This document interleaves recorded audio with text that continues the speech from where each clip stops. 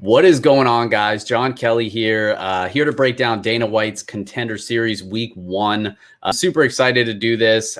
This is a new video series that I'm starting basically every week. Going to break down Dana White's Contender Series, talk about how I see the fight playing out, if I think there's value in a bet. And then at the end, we'll do a degenerate parlay, including all of the fights. And I'll drop it in the comments below. What I ended up betting that week, what the parlay is, what the odds are, etc. And it'll be a nice, fun way for all you fellow degenerates to sweat along with me. Because let's be honest, we're all spending our Tuesday nights watching Dana White Contender Series.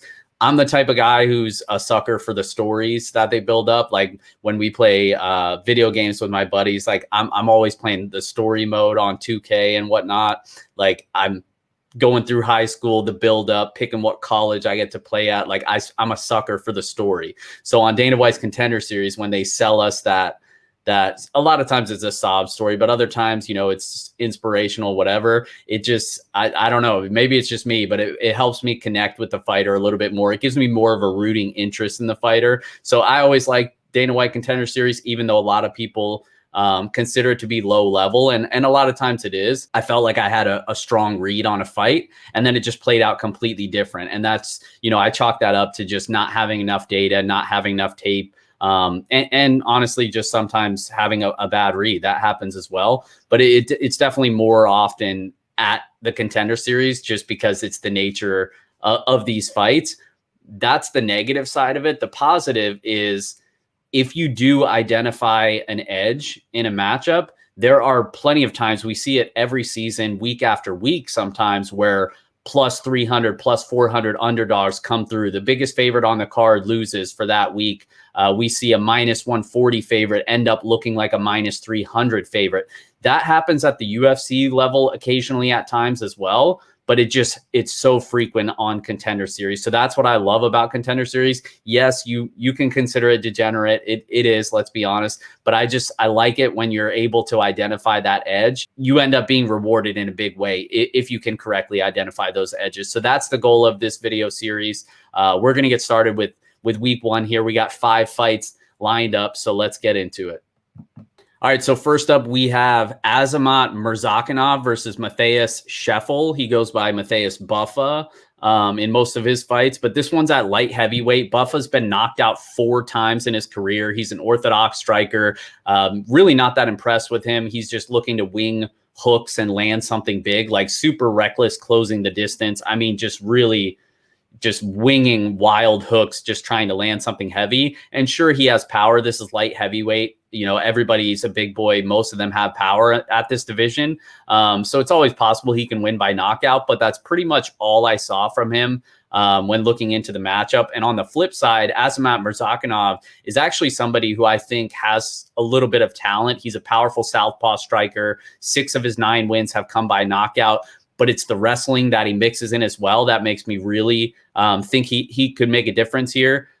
Just because he's pretty decent with the takedowns. And once he takes his opponents down, he's got some good ground and pound. He's finished a lot of his opponents by knockout via ground and pound. And he was actually supposed to make his UFC debut back in 2017, ended up popping hot on a urinalysis and ended up getting a 2-year USADA suspension and hasn't fought since. So the long layoff is a little bit concerning, but I actually do consider this a favorite or pass. I haven't bet it yet, but I'm actually considering laying it at minus 225 was the last odds I saw on DraftKings. And that's the other thing is some of these fights with the late notice replacements and whatnot, the odds aren't out yet, or they're only available on one book. So I typically bet more on FanDuel. I'm waiting for FanDuel to release the odds on this. But yeah, I saw minus 225 out there for Murzakanov. And I actually think that might be a little bit short just because he is pretty much better everywhere than Mattheus Buffa. And like I said, Buffa is pretty much just drawing dead to a knockout. But even in that style of a fight, I favor Murzakanov as the more powerful striker, more technical boxer, and better durability as well. Buffa, again, knocked out 4 times in his career. So I like the favorite here. I think it's a favorite or pass situation, and I'm considering laying it on Murzakanov. Next fight up, we have Joanderson Brito going up against Diego Lopes. This one's at featherweight. Joanderson Brito gives me Divison Figueiredo vibes a little bit. And I don't normally, like, when you listen to the breakdowns me and Jonah do for the UFC cards, I don't do a lot of like comparison and MMA math type stuff, but I do want to do comparisons with these Contender Series fighters, just because I know most people are less familiar with these guys. Most people don't know who they are, where they fought, etc. So I do want to give some comparisons when I'm able to identify them, just because it gives you guys a better idea of what to expect, or what you think you're betting on, in terms of their fighting style, etc. So I relate him to like a poor man's Stevenson Figueiredo. Like, he does have a decent guillotine. He will pull it at times. He's powerful on the feet, not super high volume though. He's on a nice little run here, 10-0-1 in his last 11 fights. He's fought decent competition. He's actually coming off a knockout win in his LFA debut over Jose Mariscal, and that was in May of 2019. But this is a guy who's been generating a little bit of buzz on the regional scene for a minute now. Like I said, 10-0-1 in his last 11. Like, he's a decent prospect to keep an eye on. He's more of a finisher than a minute winner for sure. On the flip side though, we have Diego Lopes, who's actually took this fight on 8 days notice. And so immediately I was like, well, it's concerning, obviously, but I look into the guy. He's on a 7-fight win streak, but he hasn't fought anybody. Very, very low level competition. He's the featherweight champ over in Lux, which is extremely low level regional scene. He is a black belt in jiu-jitsu, submission specialist with 11 of his 18 wins coming by submission. And I don't want to say like Brito just smashes him in this spot, because he actually does have a little bit of skill, and he is young. I think he's like 25 years old. Got to do something about the haircut though, man. Like, I don't know what he's doing with the whole like bob thing, and he's got like the Karen haircut going on. Somebody get me in touch with this dude's agent, if he has an agent. We got to do something about the hair. If he's going to win on Contender Series and get to the UFC, we got to do a better job of marketing him. Got to fix the hair. But yeah, anyway, like he does have a little bit of skills. His wrestling doesn't look all that bad. And like I said, his jiu-jitsu is actually pretty good. But Brito has jiu-jitsu as well. Like, I believe he's a black belt out of Brazil, which, shocker, everybody in Brazil. I think you're awarded a black belt on your 7th or 8th birthday over in Brazil. But yeah, Brito, I just think is going to have a clear striking advantage. I think the grappling could be somewhat nullified. I do favor Lopes with the wrestling, but again, Brito's going to have a very clear striking advantage. The odds aren't out for this one yet. I did see it was Bet Online. One of the offshore books actually had Brito as an underdog here, and that was really surprising. I couldn't find it myself, but I saw it on Best Fight Odds, and I actually don't know if that's accurate. I'd be very surprised if Brito, Lopes, like I said, 8 days notice, hasn't really fought anybody. Brito just knocked out a respectable fighter in Mariscal over in LFA. I'd be really surprised if Brito was the underdog here, with a clear striking advantage as well. So I'm waiting for those odds to drop. If Brito is an underdog, that is actually going to be a bet for me. But I'm expecting him to be a favorite once these lines are open on FanDuel or DraftKings and some of these other sports books. But yeah, definitely Brito's the side for me. I don't think Lopes is a complete bum, but I just think it's a tough spot for him coming in on short days, 8 days notice, and just really hasn't been tested yet at this level. So I like Brito in that matchup. Up next at the flyweight division, we have Victor Altamirano versus Carlos Candelario. And Victor Altamirano is a guy who gives me Brandon Royval vibes. And you guys know I like Brandon Royval. He gives me Royval vibes for a couple reasons. One, he fought over in LFA. He's the flyweight champ over there, won the vacant title over in LFA, but he kind of has a padded record, hasn't fought really a ton of good people. Like I said, he's like a Brandon Royval light. Like, he has strong leg kicks, good Brazilian jiu-jitsu, will pull guard, will go for aggressive, unorthodox style submissions. But he is a good grappler. He's a sharp boxer as well. Like, his striking seems to be improving each time out. And I think that's where the difference is here. I think he's really just better everywhere than Candelario. Candelario actually fought on Dana White Contender Series Season 1 a few years back, and he ended up winning a decision, didn't get the contract, ended up hurting his knee, and then that kept him out for a few years, and then he's been on the couch since. So he basically took 4 years off. He had one return fight, I think, last year, and he won, but the dude was like 16, and he was like a 500 fighter. Like he was a nobody. So just, winning that return fight didn't really do enough for me. And now he's stepping in on 10 days notice to fight Altamirano, who I actually think could be a decent prospect. So I think this is a showcase fight for Victor Altamirano. So again, the odds aren't out for this one yet, but I'm expecting this to be a favorite or pass situation. I like Altamirano in this spot as well. Up next at the welterweight division, we have my guy, AJ Fletcher, going up against Leonardo Damiani. AJ Fletcher is a prospect that I'm actually excited to see, get tested at this level. And I say at this level because even Contender Series level is a significant step up for him. He has been fighting, like we use a bunch of terms all the time in the MMA community, like, oh, if it's a women's MMA, she's beat a bunch of soccer moms, is a common term. Well, whatever that is for whatever the male version of that. So I would say like AJ Fletcher has beat a bunch of plumbers on the regional scene, or grocery store workers, whatever you want to call them, UPS drivers, etc. Like he's fought some really, really low level competition, and that is concerning.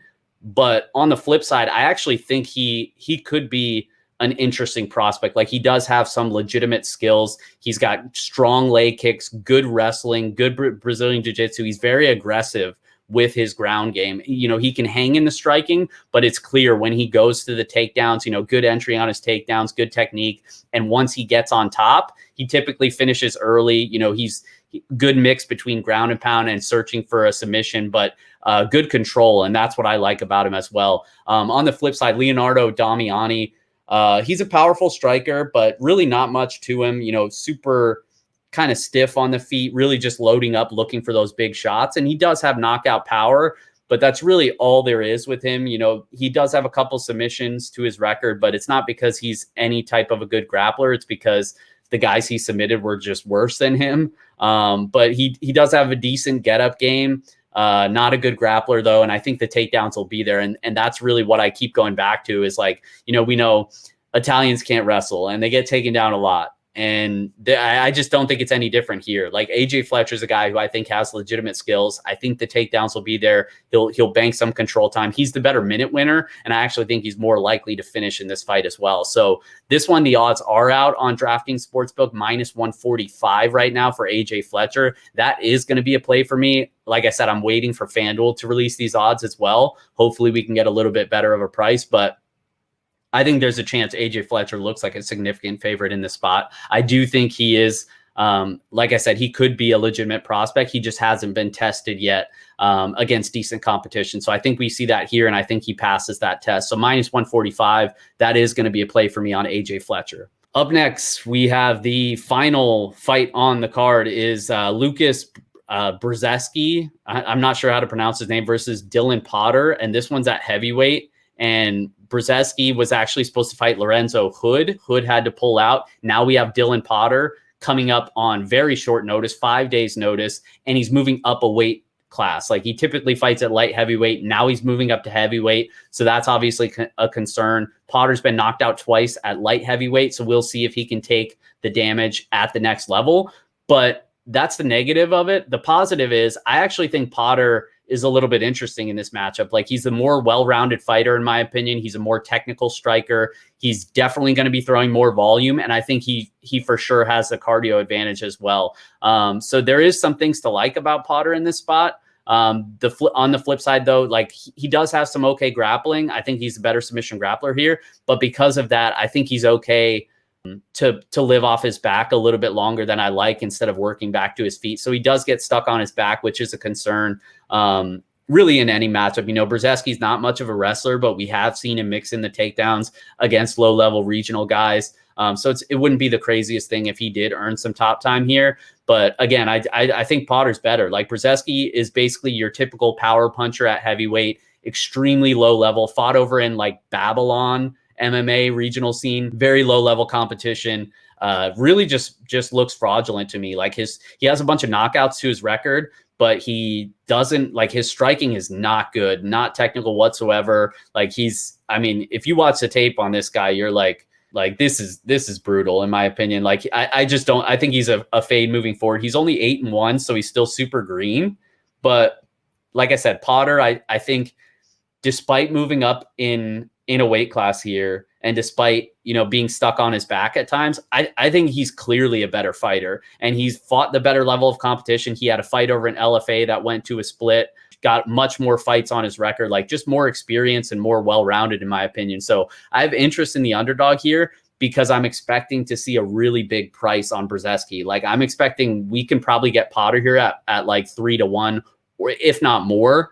Plus 300 or higher is what I'm looking to get on Potter. Enough for a half a unit play for me. But yeah, I do like Potter despite those concerns. Like I could see this being the spot where it's like Brzeski's the biggest favorite on the card. And then we're like, what are we doing here? Because the striking is not good. Sure, he's powerful, but he doesn't have much cardio either. Like there are multiple fights on the regional scene where he's huffing and puffing 3 minutes into the first round. So, and most of his finishes came against guys that literally like just stopped fighting and just like shelled up and gave up. So I really don't see it with Brzeski. If Potter was a natural heavyweight, or if he wasn't taking on such short notice, this would be a bigger play for me. But like I said, I'm expecting to see a big price. So if we can get 3-1 or higher on Potter, I have interest in taking a small stab on the underdog. So that's it, guys, for the breakdown.